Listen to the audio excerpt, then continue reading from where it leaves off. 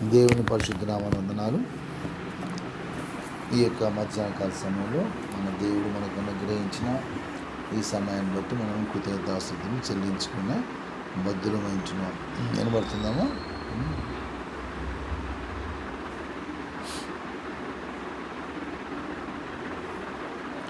సమయమందును అసమయమందును, సమయమందును అసమయమందును ప్రభుని మనం స్తుతించాలని, ఏది ఉన్నా ఏది లేకపోయినా దేవుని మనం స్తుతించటమే ఎన్నో కూడా మనము వెలితీయని వారంగా ఉండాలని దేవుని యొక్క చిత్తమైంటున్నాం. 150వ కీర్తన అనేది చివరి కీర్తన కదా. ఆ చివరి కీర్తనలో చక్కగా దేవుడు ఆ స్తుతి గురించి చక్కటి వర్ణన.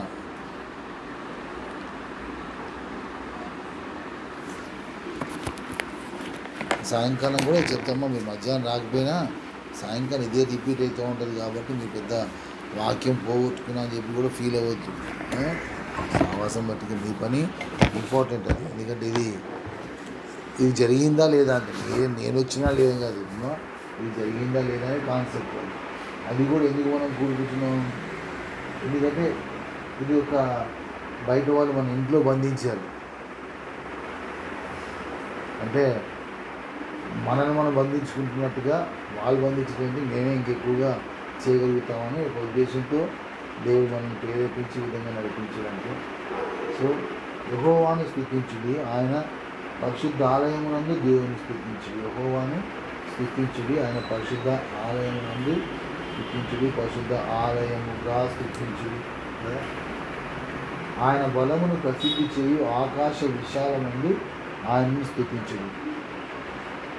అంటే ఇష్టం వచ్చినట్టుగా మనం చూస్తే ఆకాశ విశాలం ఏంటంటే ఆయన బలాన్ని అది తెలిపేటట్లుగా, ఆయన శక్తిని బలాన్ని ఏం చేస్తుందమ్మా, ఏం చేస్తుంది?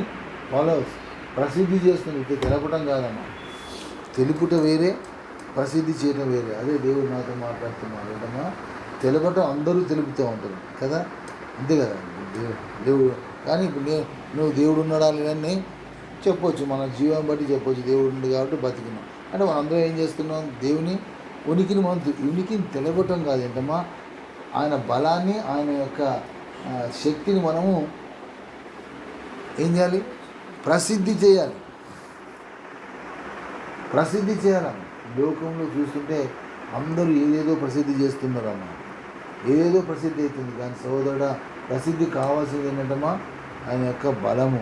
ఆయన బలము ఏం చేస్తుంది? ఆ యొక్క ఆయన బలమును ప్రసిద్ధి ఆకాశ విశాలమందు ఆయనను స్తుతించు. ఎక్కడో బయట ఆకాశం అని కాదు, మనలో ఆకాశం ఉన్నదమ్మా. ఏదైతే విశాలంగా ఉంచుకుంటున్నాం, నీ హృదయం ఎట్లా ఉండాలి? మన హృదయం ఎట్లా ఉండాలి? సంకుచితంగా ఉండకూడదు. ఎలా ఉండాలమ్మా? విశాలపరచుకొని చెప్పి పరిశుద్ధ పౌలు పదే చెప్పి, విశాలం. నీ ప్రేమ, నీ మాట ఎట్లా ఉండాలి? అది ఒక చిన్నదిగా, లేకపోతే చిన్నదిగా దాన్ని ఏదో తగ్గించినట్లుగా మాటలు కదా. మాట అనేది, నీ యొక్క మాట అనేది విశాలంగా ఉండాలి. మా హృదయము విశాలపరచుకుంటూ ఉండాలి. ఏది కూడా దాంట్లో దాగి ఉంటానికి వీల్లేదు, ఏది దాచుకుంటానికి వీల్లేదు. మన వి షుడ్ బి ఓపెన్ అంటే విశాలం. ఆ విశాల ముందు మనం ఏం చేయాలమ్మా?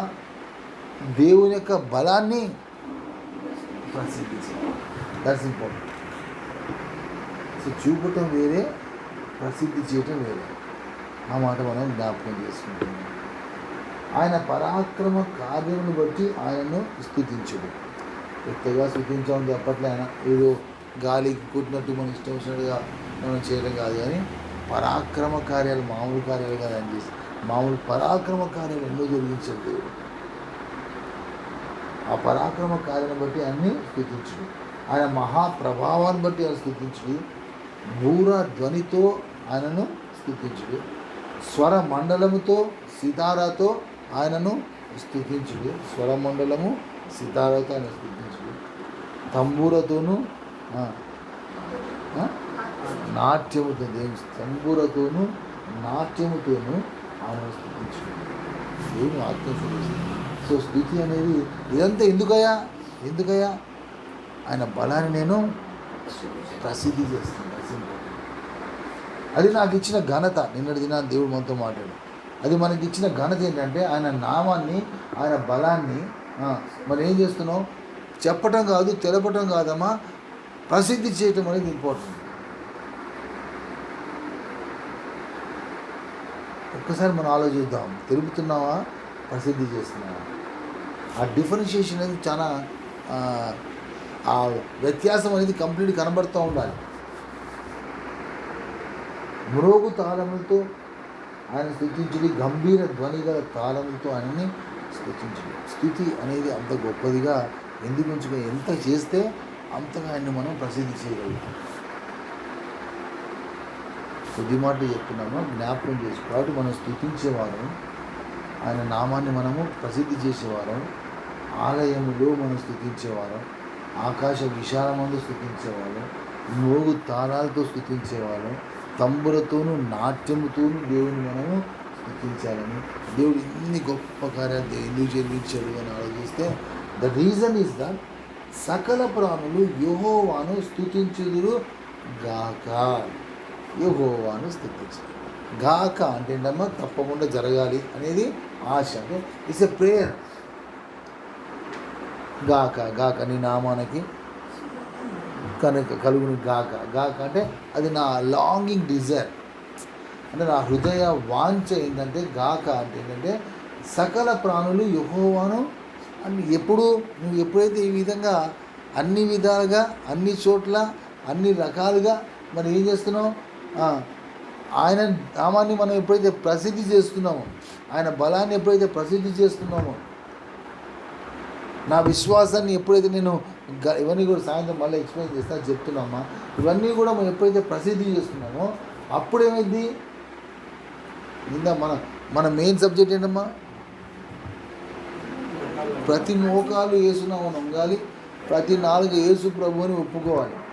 అది జరగాలంటే ఇది జరగాలి. స్తుతించడం వేరే, చెప్పటం వేరే, ప్రసిద్ధి చేయటం వేరే. ఇది ప్రభు మనతో మాట్లాడుతున్న మాట కనుక ఆ విధంగా ఇది జరుగుతూ ఉంటుంటే ఆటోమేటిక్గా మిగతా జరిగిపోతూ ఉంటాయి. సహోదరుడా, మౌనంగా ఉండమని మాట ఎక్కడ ప్రభు చెప్పలేదు. అల్లరి జరిగితే మౌనంగా ఉన్నాను ఏంటమ్మా. ఎక్కడైతే అల్లరి జరుగుతుంది, ఎక్కడైతే అల్లరి అంటే ఏంటమ్మా, అక్కడంతా అసలు ఏం మాట్లాడుతుందో తెలియదు. అక్కడ క్లియర్ రాసి ఉంటుంది అంతే కదా. చదివితే అర్థమైంది. అక్కడ ఏంటంటే భాషలు మాట్లాడుతున్నారు.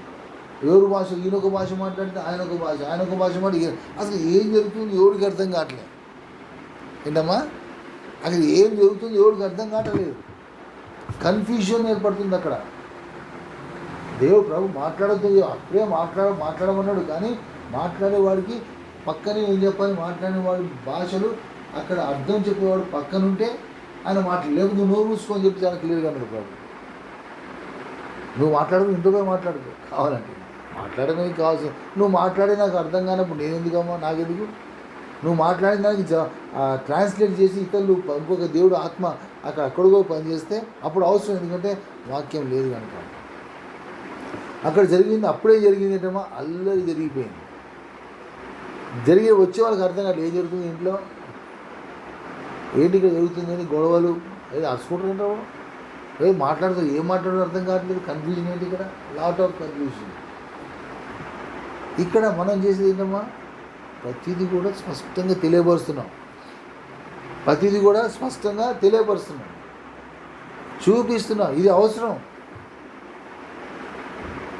అవసరం సహోదరు.